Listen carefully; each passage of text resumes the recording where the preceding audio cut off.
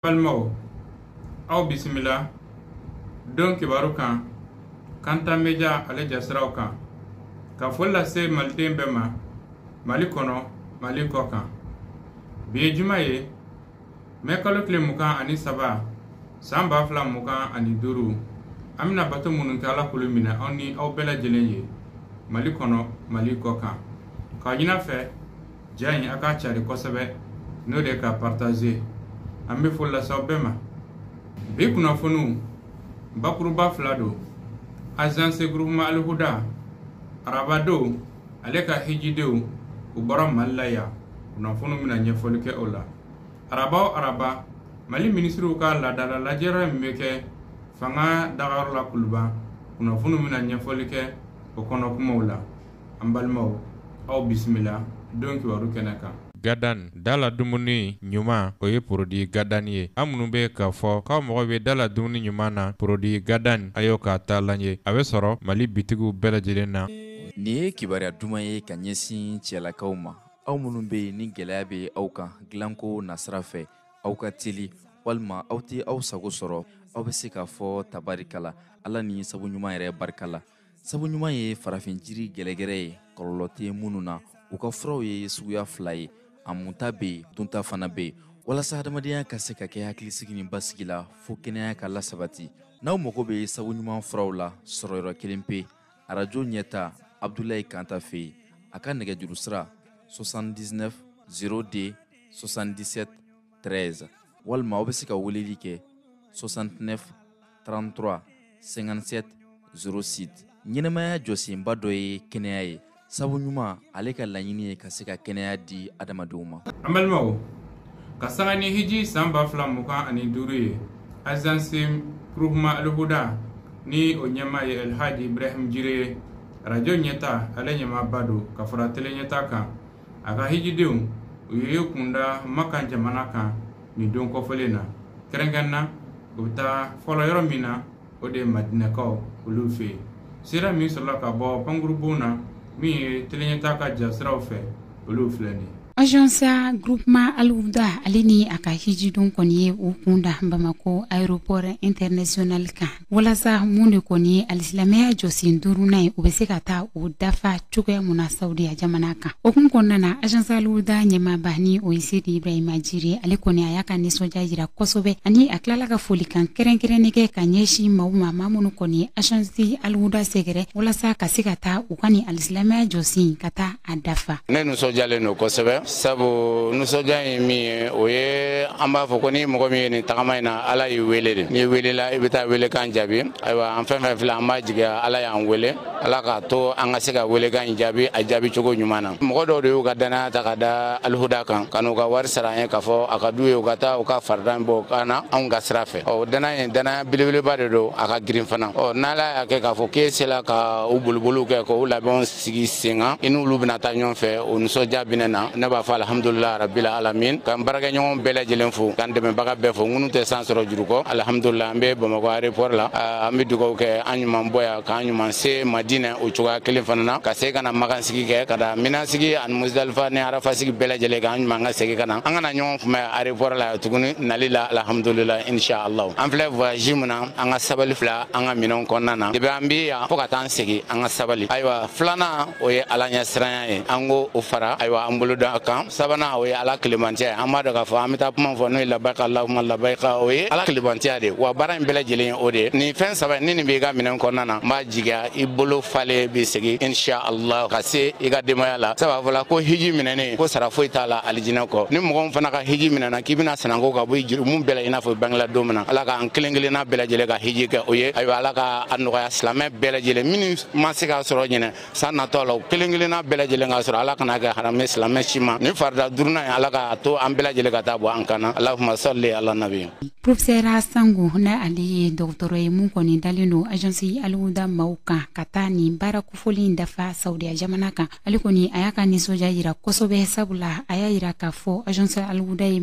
agence ye minnu janbɛ u ka hijidon na kosɛbɛ wa u bɛ wulikajɔ ni cɛsiri bɛɛ lajɛlen kɛ walasa tagani ka segin ko ɲuman u ka hijidon bɛ se ka u sɔrɔ cogoya mun na o kɔfɛ ni ma kofɔlen a kɔni a ye welewelemada kɛ ka ɲɛsin ɲɛsin agence Al-Huda hijidenw bɛɛ lajɛlen ma ko baara minnu ni a kɛra u ka visite médicale kɔnɔna na u ka u hakili to o baara ninnu na walasa u bɛ se ka taa ni hiji kɛ hɛrɛ ani baden na ka sɔrɔ fɛn ma u ka kɛnɛya sɔrɔ.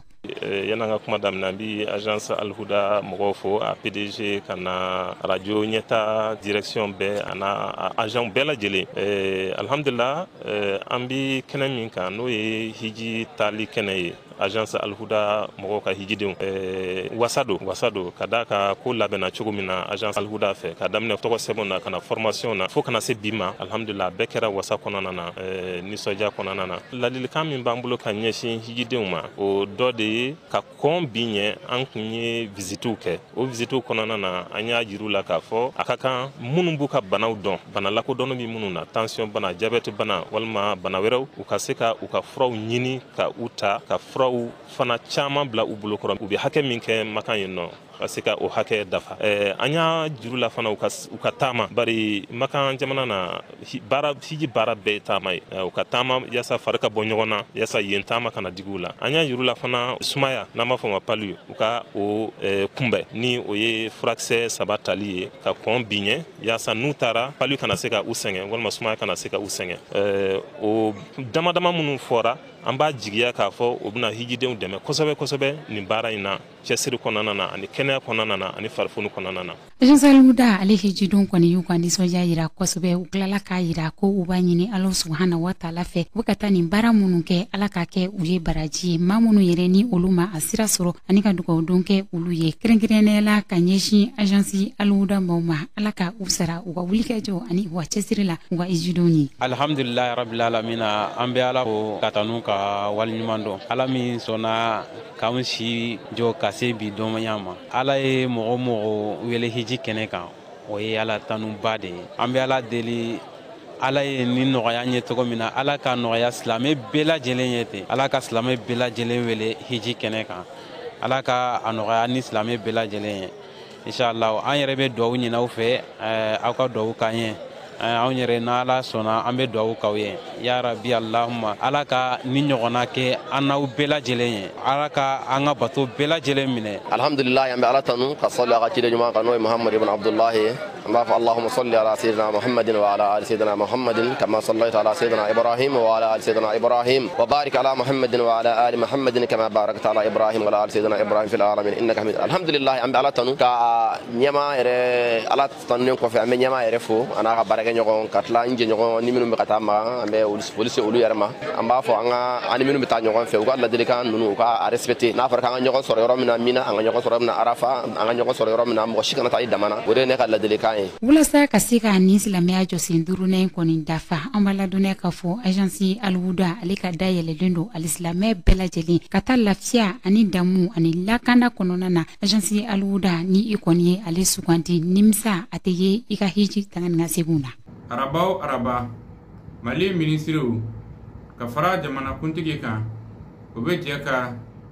tɔnsigiba min kɛ araba tɛmɛnen na sigi minnu kɛra min ye Musa Jara ale ye ɲɛfɔli kɛ ninnu kan. I da sira ma cogo min lajɛ bi kɛ dakun minnu kan olu fɛsɛfɛsɛli ko minisiriw ka dɔgɔkun lajɛ sariya dɔw ta ka kɛɲɛ ni minisiri min ɲɛsinnen don Mali ni jamana wɛrɛw ni ɲɔgɔn cɛ kunɲɛɲɛnɛbɔli ma ayiwa minisiriw ka dɔgɔkun lajɛ u ka yamaruya di sariya dɔ kan min ni o b'a fɔ ko bɛnkan dɔ sɔrɔla Mali ni farafinna kile yan fa wari bon min bɛ n'a bɛ fɔ ma ko Banque West Africaine de Développement k'a fɔ ko olu bɛna sefa wari miliyari 30 juru don Mali la min bɛ ɲɛsin bakurubaya la wa kuran baarakɛ yɔrɔ dɔw kuran sɔrɔ yɔrɔ dɔw jɔli la Bamako ni a lamini na min bɛ kɛ sababu ye maaw mago bɛ kuran hakɛ min na ka se ka caman bɔ i ka dɔn o gɛlɛya la a jirala k'a fɔ ni ayiwa nafolo min na kɛ sababu ye ka kuran hakɛ min jɔ Bamako ni a lamini na ani a baarakɛminɛn tɔw ko a fanga bonya bɛ se ayiwa kilovolt 225 ma. Ale bɛ minisiriw ka dɔgɔkun lajɛ kɔnɔ minisiri min ɲɛsinnen don sɔrɔko ani musakakow ma ale ka laɲini kɔnɔ minisiriw ka dɔgɔkun ye u ka yamaruya di sariya dɔ kan min ni o bɛ tali kɛ kɛrɛnkɛrɛnnen na ayiwa douane bɛ baara kɛ ni u ka machine min ye n'a bɛ fɔ a ma ko scanner ale tɔpɔtɔli ko o tɔpɔtɔli kalifara cakɛda dɔ la a bɛ fɔ min ma ko société Neoscan International a jirala k'a fɔ nafolo min bɛ don o da fɛ u bɛ CFA miliyari 5 miliyɔn 463 bɔ o bɛnkan ye san 2 bɔɲɔgɔnko ye o kɔnɔ nin cakɛda kofɔlen min na i ka dɔ douane ka scanner a tɔpɔtɔli baaraw kɛ ka kɔlɔsi ani ayiwa mina minnu ma tiɲɛ ka olu nɔ nabila o ni a ɲɔgɔnna caman min bɛ kɛ sababu ye ka a sanga yɛlɛma taabolo kuraw ma. Kunnafoni di bunakun kan ministriw ka dɔgɔkun lajɛ senfɛ ministri min ɲɛsinnen don sɛnɛ kow ma ale ministriw ka dɔgɔkun lajɛ ladɔnniya ministriw ka dɔgɔkun lajɛ ye faamaya sɔrɔ kunnafoni dila min ni o bɛ tali kɛ baarabolo min ɲɛsinnen don malo sɛnɛ yiriwali ma kɛrɛnkɛrɛnnena kɛrɛfɛ malo sɛnɛ yiriwali ma ko o baara tako filanan a bɛ fɔ min ma ko phase 2 o ko ka bɔ san 2025 ka se 2034 ma i ka dɔn ko o baaraw bɛna daminɛ kun filanan in a jirala k'a fɔ sɛgɛsɛgɛliw kɛlen kɔ kun fɔlɔ la k'a fɔ ko o ye jaabi ɲuman sɔrɔ kun filanan baaraw bɛna daminɛ a jirala k'a fɔ a bɛ kɛ sababu ye ka caman bɔ baloko gɛlɛya la ani ka dunkafa sabati jamana kɔnɔ nafolo min bɛna don baara kun filanan da fɛ ko o ye CFA miliyari 333 miliyɔn 306 i ka dɔn a musaka bɛna bɔ Mali gouvernement ani jɛkulu wɛrɛ minnu ɲɛsinnen don sɛnɛkow ma ani dɛmɛbaw fɛɛrɛ ni musaka kuta fan fɛ i ka dɔn ko ayiwa nin baara in a musaka bɛna bɔ olu fɛ ale bɛ ministriw ka dɔgɔkun lajɛ senfɛ ministri min ɲɛsinnen don sariyako adamadenya hakɛ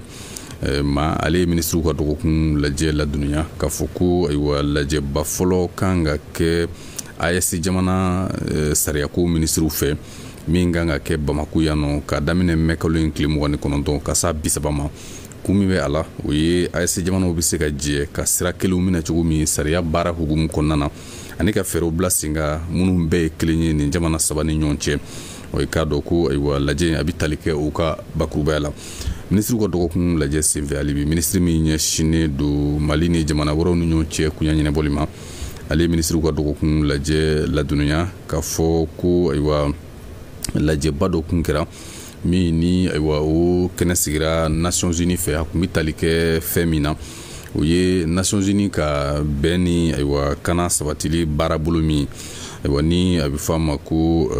maintien de la paix a kun bɛ o kun kan a kɛnɛ sigira Berlin ni o ye Allemagne jamana ye ka daminɛ mɛ kalo tile 13 ka se 14 ma ko o senfɛ Mali ye misaliya di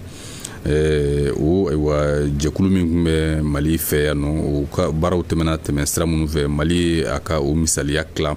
ani jamana minnu kun bɛ nin kɛnɛ ka olu ni ɲɔgɔn cɛ o senfɛ ministri ye ka dɔn maa caman wɛrɛw kuma ɲɔgɔnya ka daminɛ ka dɔn ayiwa sɔrɔ tigilamaw la ka se i ka dɔn ɲininikɛlaw ma kunnafonidilaw ani a ɲɔgɔnna caman ministri ye ka dɔn olu kuma ɲɔgɔnya ani kɛrɛnkɛrɛnnena AES jamana den minnu sigilen do ye ani ayiwa Burkina Faso lasigiden min bɛ u jira ka olu bisimila ni lajɛ senfɛ ministri min ɲɛsinnen don kalanko ma ale ministriw ka dɔgɔkun lajɛ ladɔnniya k'a fɔ ko ayiwa a ɲɛyira lajɛba dɔ fana na min kɛra Tanzanie jamana kan ka daminɛ mɛ kalo tile 7 ka s'a 9 ma kun min kun bɛ o la o ye kalan cogoyaw kɛrɛnkɛrɛnnena ka ɲɛsin diɲɛ taabolo kura fɛɛrɛw ma ɲɛta minnu bɛ o la lajɛ in ye tali kɛ o kan min kɛra sababu ye ministri fana ka ayiwa ɲɛfɔliw kɛ ani ka maaw kuma ɲɔgɔnya maa minnu ni olu ɲɛsin bɛ kalanko ta ɲɛ sabatili ma kɛrɛnkɛrɛnnena ayiwa kalan ani kunnafonidi fɛɛrɛ kuraw sɛnɛ ministri ale ye ministriw ka dɔgɔkun lajɛ ladɔnniya k'a fɔ ko a kun ye taama dɔ kɛ ka taa Sikaso ni o kɛra ka bɔ mɛkalo tile 8 ka s'a taama ko taama senfɛ i ka dɔn baara min ɲɛsinnen don siw tɔgɔla ko ma o tako 13 ko a y'i ka dɔn o baaraw n'u don ka fara o kan a ye ayiwa balo di misaliya fana di tɔni 15 bɔɲɔgɔnko maɲɔ ni o ye kaba ye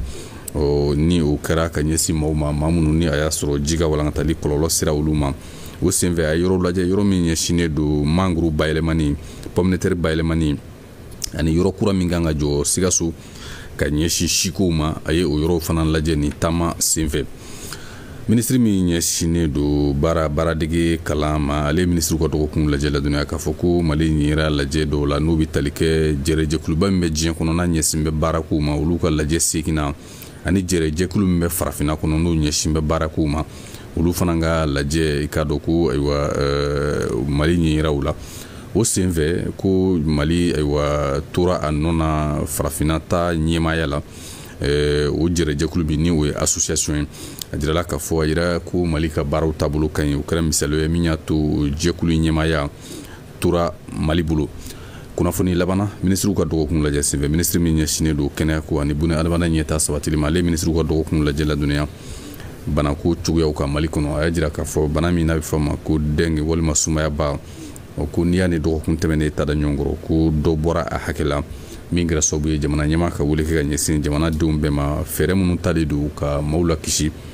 maaw bɛ se ka o fɛɛrɛw bato cogo min k'o bɔ a sira fɛ yaasa k'aw kisi bana tɔɔrɔ ma. Amadu Jara ne tun ye kunnafoni damadɔ ye minnu bɔra ministre ka dɔgɔkun lajɛ kɔnɔ.